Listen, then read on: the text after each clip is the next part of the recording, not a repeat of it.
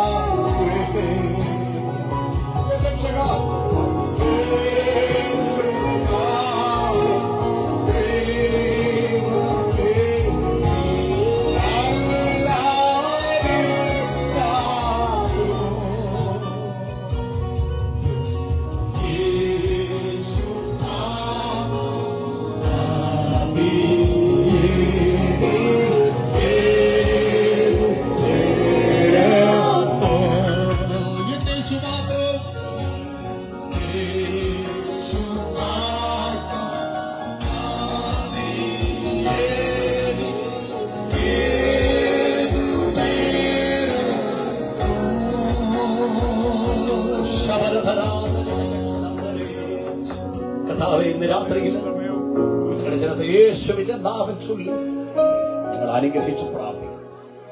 ഈ രാത്രിയിലെ സുവിശേഷ യോഗം ചില കുടുംബങ്ങൾക്കകത്ത് വഴിത്തിരിവാകട്ടെ, ചില തലമുറകളിൽ വഴിത്തിരിവാകട്ടെ, ദേശത്ത് വഴിത്തിരിവാകട്ടെ.